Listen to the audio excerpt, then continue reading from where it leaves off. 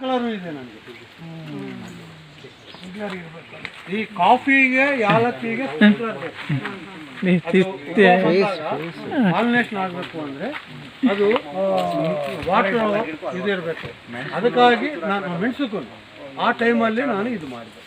ಮೆಣಸಿಗೆ ಹಾಕ್ತಿರಲ್ಲ ನೀವು, ಇದು ಅದು ಮೆಣಸು ಮೆಣಸಿಗೆ ಹಾಕ್ತಿರಲ್ಲ, ಅವಾಗ ನೀವು ಎಷ್ಟೊತ್ತು ಹೈಟ್ ಹೋಗುತ್ತೆ ಸ್ಪ್ರಿಂಕ್ಲರು? ನಮ್ಮದು ಒಂದು 15 ಅಡಿ ತನಕ ಹೋಗ್ತದೆ ಅಷ್ಟೇ. ಓಕೆ.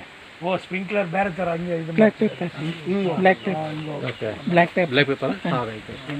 ತೆಂಗಿನ ಮರಕ್ಕೆ ಹಾಕ್ಬಿಟ್ರಾ? ತೆಂಗಿನ ಮರಗೆಲ್ಲ ಬ್ಲ್ಯಾಕ್ ಪೇಪರ್ ಹಾಕಿದ್ದೀನಿ.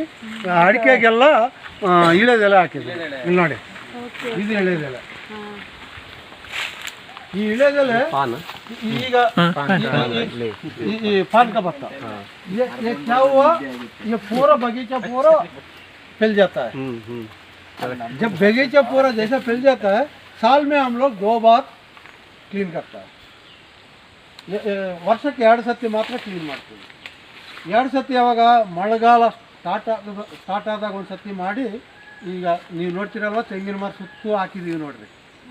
ಯಾವ ಗಿಡದಲ್ಲಿ ಅಡಿಕೆಗೆ ತೆಂಗುಗೆಲ್ಲ ಹಾಕಿರ್ತೀವಿ. ಆ್ಯಕ್ಚುಲಿ ಅಜುಬಿಯಮ್ಮ ತೆಂಗು ಸುತ್ತು ಎಸಿನ ಸುತ್ತು ಇದು ನೋಡಿ ಆ ಥರ ಹಾಕ್ಬಿಡ್ತೀವಿ.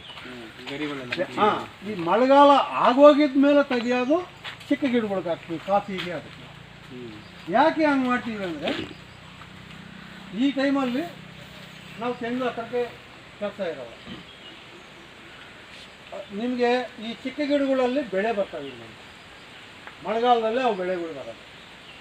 ನಮಗೆ ಕೊಯ್ಕನಾಕೆ ಅಡ್ಡ ಇರಬಾರ್ದು. ಒಂದು ಎರಡನೇದು ಹುಳ ಪಳ ಸೇರ್ಕೊಳ್ತವೆ, ಕೈ ಇಡಬೇಕಂದ್ರೆ ಭಯ ಆಗ್ತದೆ ಜನಗಳಿಗೆ, ಜಾಗರಿಗೆ ಅಂತ ಹೇಳಿಬಿಟ್ಟು ಮಳೆಗಾಲ ಪೂರ್ತಿ ನೀವು ದೊಡ್ಡೋಗಿ ಹಾಕ್ತೀವಿ. ಬೇಸಿಗೆನಲ್ಲಿ ಕಿತ್ತಿರೋದು ಚಿಕ್ಕೋಗಿ. ಬೇಸಿಗೆ ಅಂದರೆ